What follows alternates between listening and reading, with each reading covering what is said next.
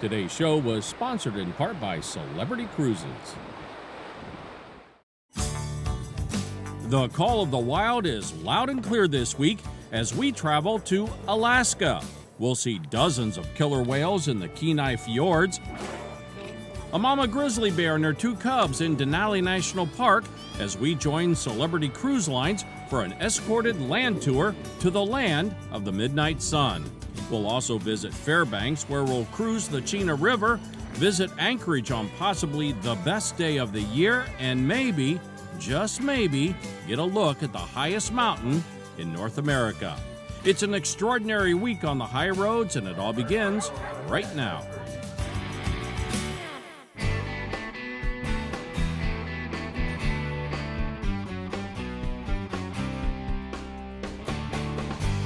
Hi everybody, and welcome to another great destination. In fact, this is the farthest north we've ever traveled.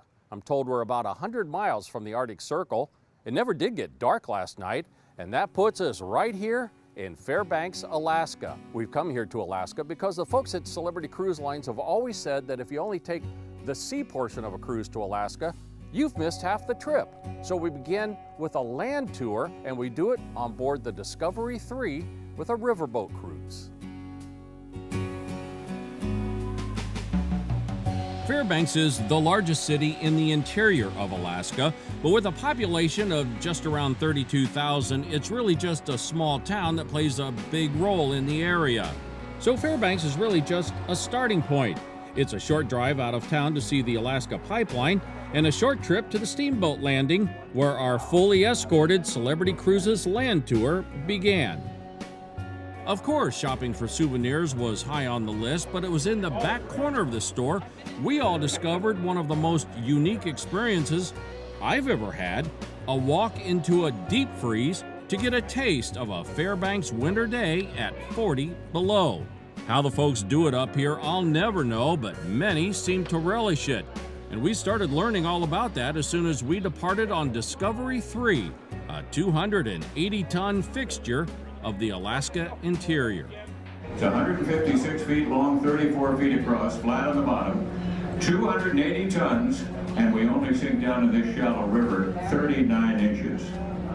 But right now we're going to blow the whistle and add a new page to the logbook. Don't miss this emotional farewell now.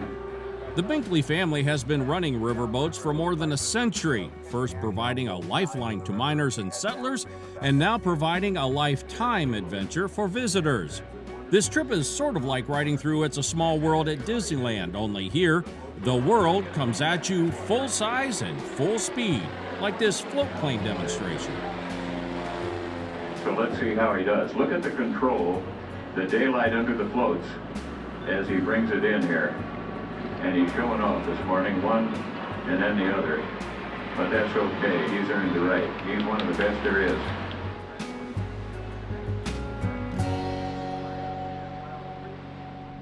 It wasn't too much farther up the river that we came upon another icon of Alaska life, sled dogs, at one of the best-known sled dog kennels in the state. And the owner was mic'd and ready to tell us his story.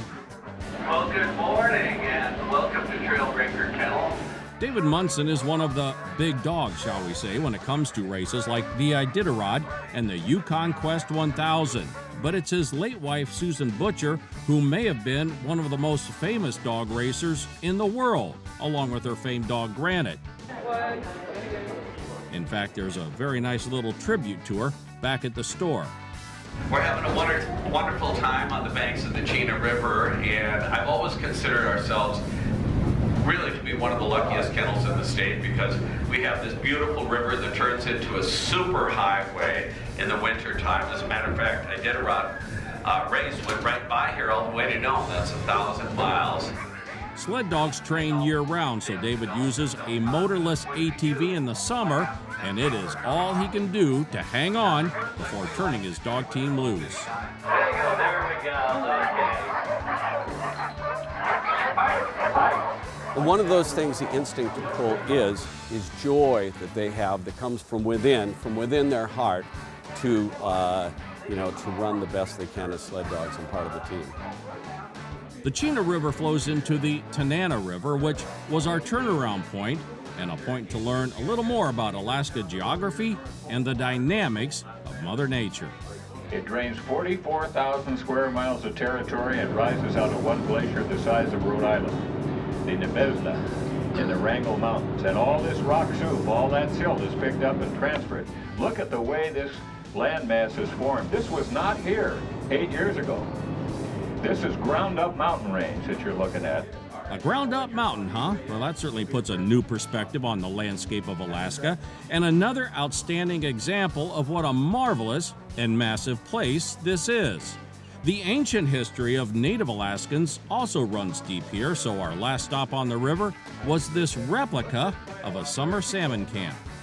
Right now, I'm scoring the salmon, which is making diagonal cuts through the flesh down to the skin.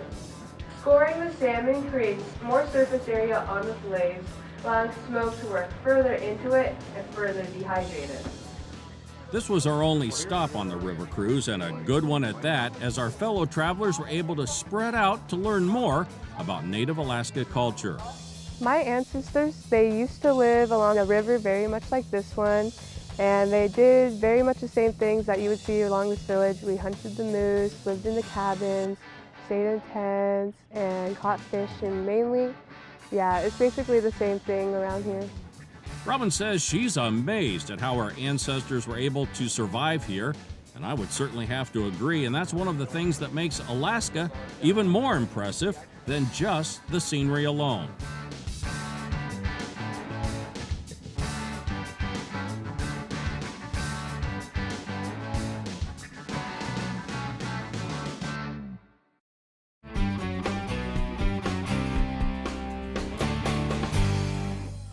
What a glorious day it was as we boarded our train at the Fairbanks station. Once again, the feeling of being a celebrity came over all of us as we boarded the Wilderness Express, a private luxury car hooked onto the end of a scheduled Alaska Railroad train. And then over here on your left, we have the St. Mark's Mission. It's an original church here. The sun was shining brightly on our domed car, and boy, did that light up the smiles. It looked like a perfect day to visit Denali National Park, but as we railed along, the weather began to change, if not our spirits, because it was all still so beautiful. I think with the train, I enjoy the idea of being able to see Alaska instead of just driving where you're at the height of your window where you don't have the view. You know, so the train actually offers an expansive look, you know, at what you're trying to see. A lot of the scenery we saw was the result of the permafrost, which covers the northern third of the state. The frozen ground not only stunts the growth of trees, but the permafrost also forms a seal that prevents drainage and creates these numerous shallow lakes. Oh, here we go. Here we go. That works. Yep, pretty much everything was working for us, although the weather continued to get worse. There was a steady drizzle as we boarded the Tundra Express buses in Denali, and then it started snowing. And yes, that is a moose out there, partially camouflaged by the snowflakes. Of course, wild animals can be elusive and difficult to spot. Well, that wasn't the case when we spotted a mama grizzly with her 2 young cubs right in the road. Yeah. What an incredible sight for all of us on the bus, because most people don't get this close to wild animals at the zoo. And here they were, right outside our windows, which, by the way, were a most welcome safety barrier. The obvious question, though, was why are these bears essentially playing in traffic? If they're a wild animal, that road looks like that gravel bar to them. They walk on gravel bars all the time, and that's part of the beauty of having our wildlife viewing road be a gravel road, because the animals don't like walking on pavement. But they do like the root of the Eskimo potato plant they were digging for, which was a good start to refueling after their long winter nap. Of course, seeing grizzlies is one of the bare necessities of a Denali visit, but we also got some incredible views of other animals in the park. Oh, there's one right in front of us. You can see the weather had cleared quite a bit at this point, so the scenery got better and better and better as we stop for this view of the Alaska Range. And if Denali were clear, it would be this direction, but that is still in the snow, in the clouds.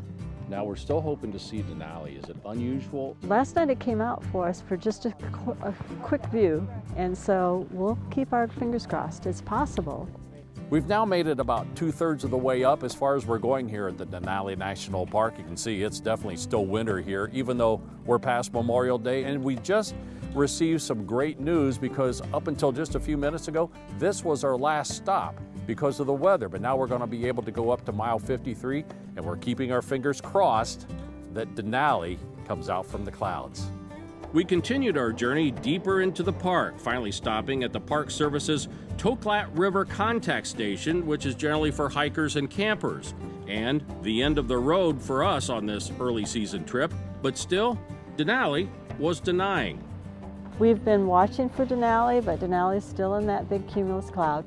Our group still had high hopes, but in reality, our return seemed more like a retreat. But then, not quite halfway back, the clouds began to thin, and finally, at 8:05 in the evening, the north peak of Denali appeared, soaring 20,320 feet up into the air. Most visitors never do see Denali. We were among the roughly 30% who are so lucky, which put our Celebrity Cruises tour group in a pretty exclusive club.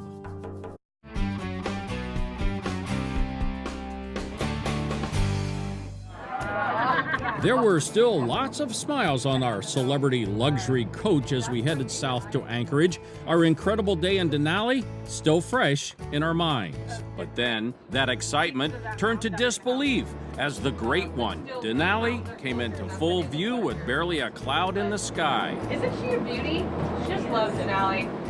Talk about reaching rarefied air.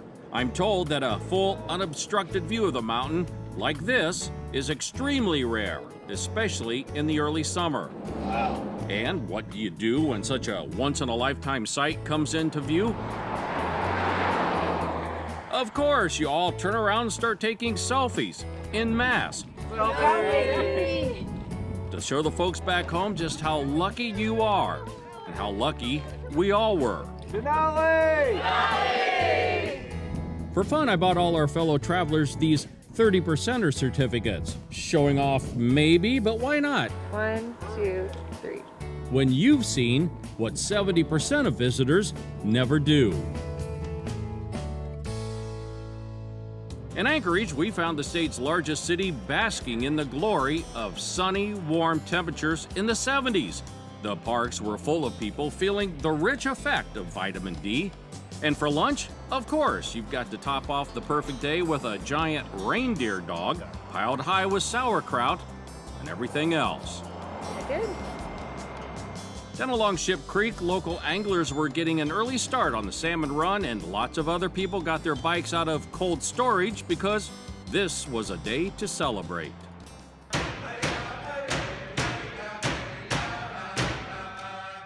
It was also a day to celebrate ancient culture here at the Alaska Native Heritage Center. This is a wonderful place to see what life was like long before Alaska became the 49th state.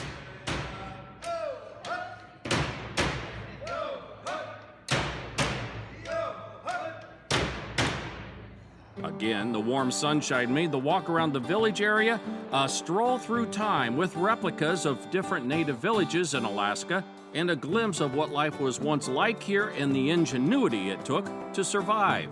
Inside, a lot of life necessities like baskets now look like native artwork, which they really are. And that tradition continues today with artisans like Peter Lind. The kayak itself is made out of cedar. The man is made out of whale vertebrae, and the hat and the mitts are made from cotton bark from the beach in Homer. Now his face is also made out of ivory, which is walrus ivory, and then on the back is a dried seal intestine for the float. Peter's cousin Patrick is also a talented artist and a master fly tyer. This one here is called Intimidator Man. Each of his handmade flies is incredible, and he adds a native touch by using polar bear hair, which is a tradition only native Alaskans can use. You take a single hair, put it under a microscope, and you're able to see it's more translucent, and it's also hollow. And so another thing that this does to the fly is it adds a little buoyancy because of the hollow hair. A pretty good way to end our visit, as was this last look at Anchorage, where lo and behold, there was Denali, about 135 air miles away, but still with us. And how fitting it was that our trip to Anchorage ended as it began, under the watchful eye of North America's tallest peak. We're going to take another short break, but when we come back, we're headed to Seward and a tour of the Kenai Fjord. And let me tell you, Mother Nature has never been better. We'll show you a whale of a good time when we come back.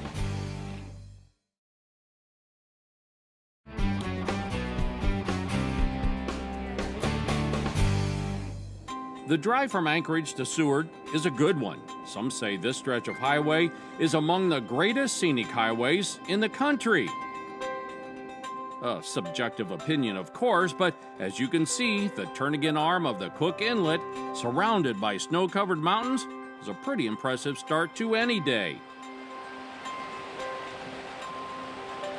Our overnight accommodations were at the very popular Seward Windsong Lodge. Celebrity Cruises does a great job of picking the finest hotels for your trip, and this was one of our favorites, especially with the Resurrection River just a 5-minute walk away.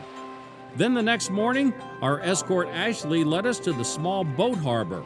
We posed for pictures, of course, then boarded our tour boat to the Kenai Fjords National Park.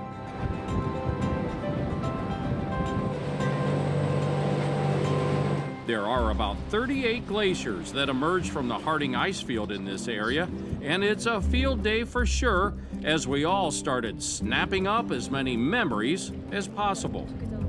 Now here's something you don't see very often on a trip.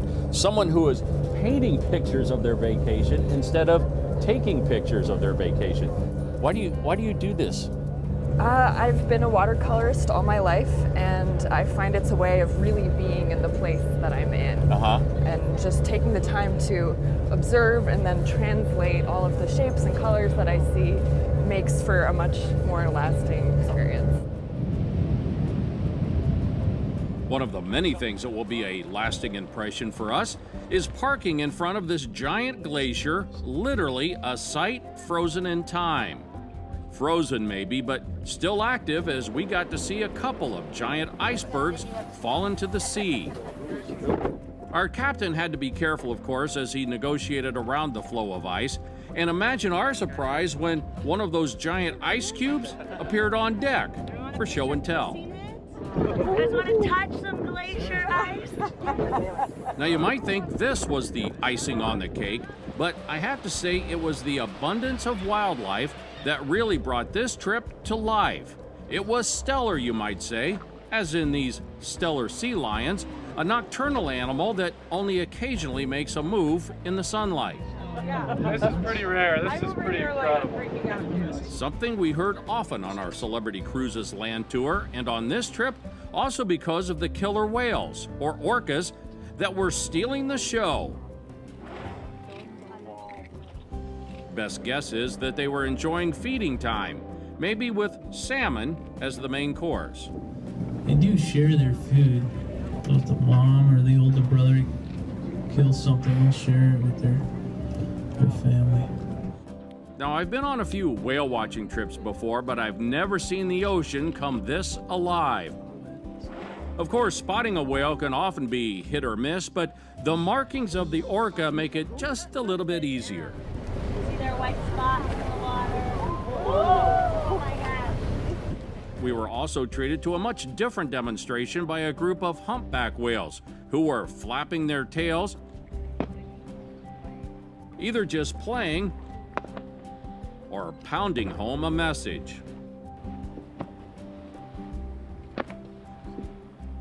You know, some of the scientists think it's just purely playful. Others think they're doing it to assert dominance in an area. Once one of these whales starts doing this in an area, that sound travels really well through the water. And all of a sudden, we'll start getting reports of whales breaching or tail slapping or pectoral slapping miles away. I caught the humpbacks. Those were amazing. Flapping, I thought it was several of them, but this one whale is just flapping over and over again and spraying and spouting. It was amazing. So I just kept my camera going, and I probably shot about 100 shots. And that is always the final score of any adventure. How many pictures did you take? Well, on this trip, the number was countless, plus a bunch of great paintings. But we'll let our fellow traveler Holly Wasser give you the final word. From my point of view, it's perfection. That's our show for this week, and a big thank you to the folks at Celebrity Cruise Lines for sending us up here to Alaska for this land tour. It has been incredible, but now the sea awaits. Our ship, the Millennium, is in port, and we're ready to board. We'll see you next week.